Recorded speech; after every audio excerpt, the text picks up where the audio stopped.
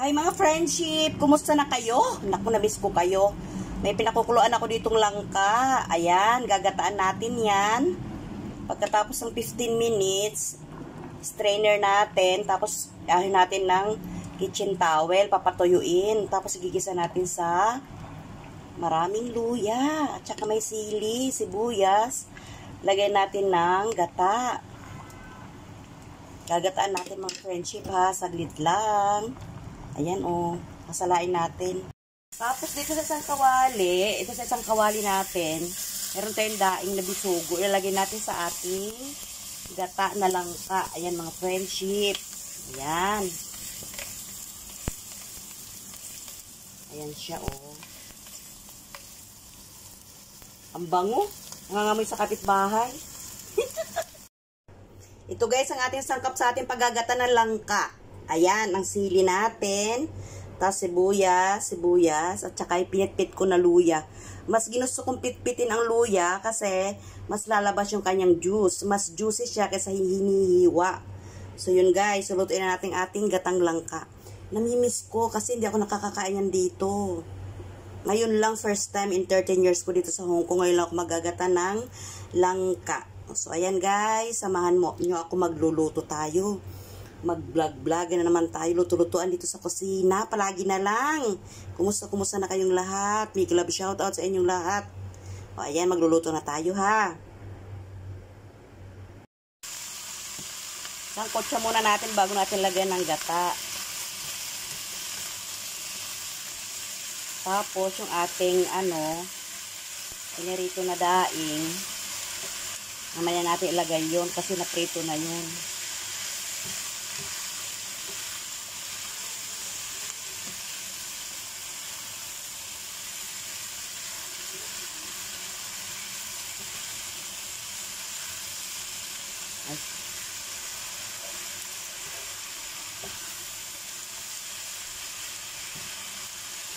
Takpan muna natin ng konti para lumabas yung katas niya.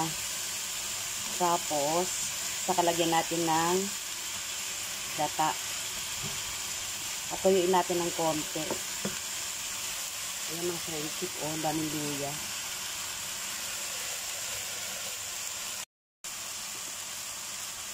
Ilagay natin ating gata.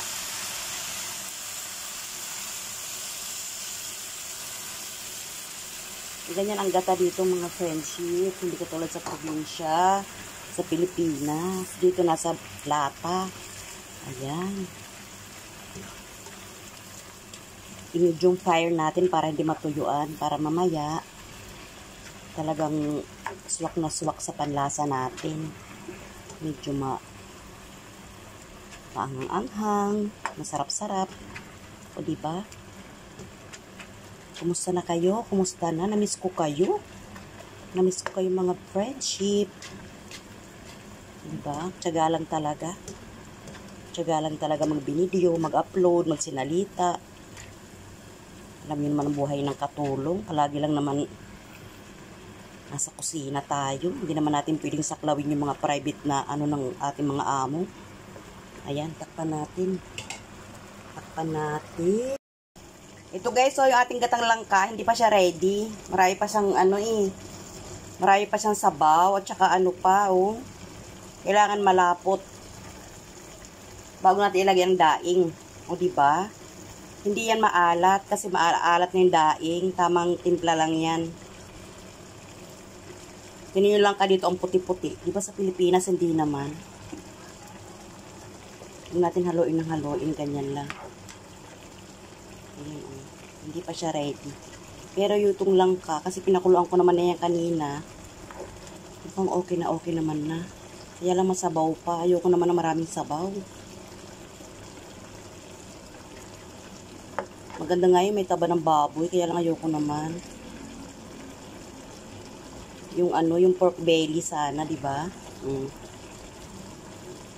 Kayo mga friendship, ulam nyo? Dito sa Hong Kong maulan.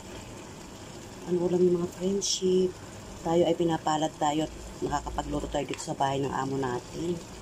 Ay amo. Hindi naman yan sila dito maarte. Talagang malaya kung nakakain ang gusto ko. Ayan guys, ating langka. Ang puti. Mapapa-extra rice tayo dito guys. Ayan oh. Ang bango-bango, ang sarap-sarap. Ayan yung daing natin, yung bisugo.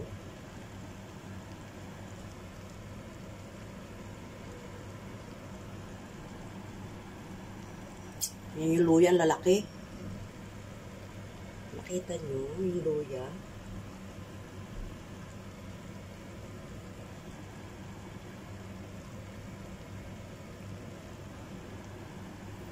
Ay, mga friendship, ano ulam nyo? Ano ulam nyo dyan?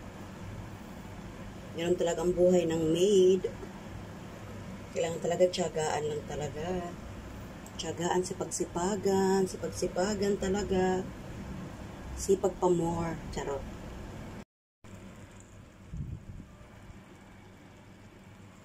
Parang natuyuan siya. Okay lang yan. Nandyan ang lasa sa ano. Suwipsip sa mga langka. Sa langka. O diba? Kakain na tayo. Kuha natin kanin.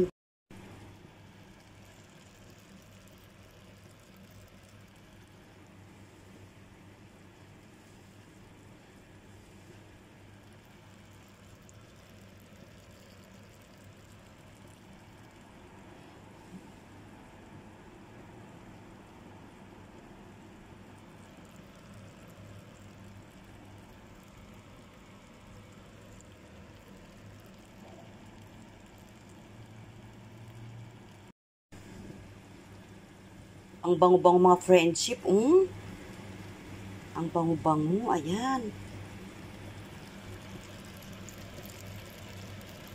Mapapa-extra rice tayo nito.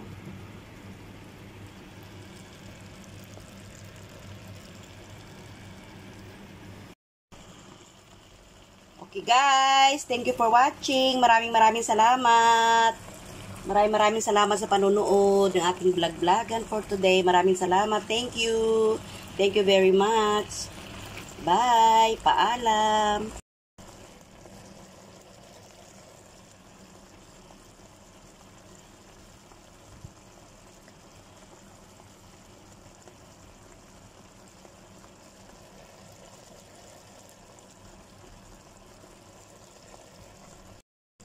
Ayan na siya guys. Nilagay ko na yung bisugo na daing. Ayan, kakain na tayo. Nayaan ko na lang yung gravy. Masarap yan isabaw sa kanin, hindi ba? Guys, maraming salamat sa mga dumidikit sa akin ha. Maraming salamat. Kahit minsan hindi ako nakakadalaw sa inyo at nabibisit talaga. Ayan, ang sarap-sarap.